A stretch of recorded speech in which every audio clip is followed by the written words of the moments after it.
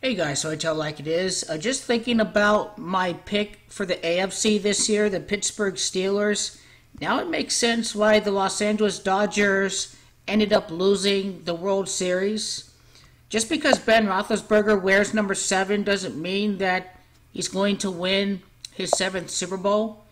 As you know, the Dodgers had 6 World Series championships. They were playing for their 7th World Series championship this year.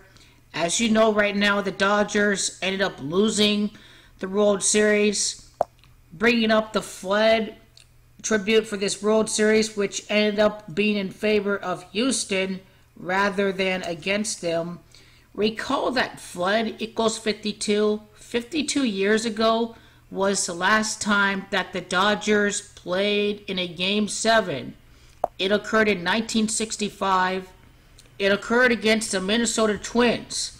Now, mind you, Minnesota is where the upcoming Super Bowl is going to be played at. It's interesting how Houston reaches the World Series after hosting Super Bowl 51 at Houston and end up playing the Dodgers. The Dodgers in Pythagorean gematria equals 51. The Pittsburgh Steelers, I have predicted to beat Tom Brady and the New England Patriots in the AFC Championship game. Just because 6 in gematria equals 52 does not mean that the Patriots are going to win the Super Bowl. It's about the interpretive stage of gematria. As you know, 6 in gematria equals 52.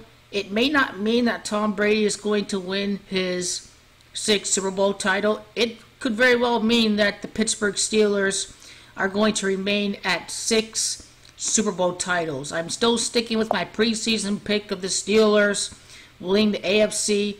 It all makes sense right now why the Dodgers lost the World Series, why it was no coincidence that the last time they played in a Game 7, they played against the Minnesota Twins, and that's where Super Bowl 52 is being played at. Pittsburgh is going to lose Super Bowl 52. 6 equals 52. The Steelers remain at 6 Super Bowl titles. The Steelers miss out on a chance to win their 7th Super Bowl, a lot like the Dodgers missing out on a chance to win their 7th World Series title. The Houston Astros had over 100 wins.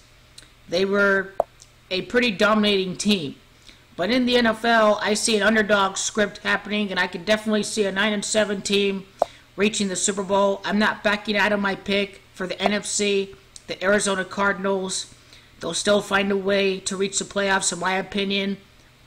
I'm thinking the Arizona Cardinals finish at 9-7, a lot like Larry D. Fitzgerald Jr. I have to include the J. My J on my keyboard is broken, as well as my space tab. Larry Darnell Fitzgerald Jr.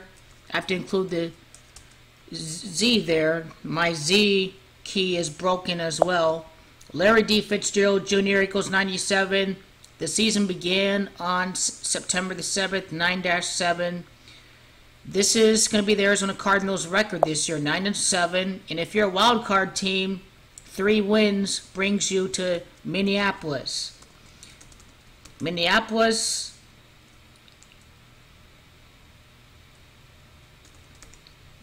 equals 127. So if you're 9-7, 3 more wins would take you to a record of 12-7.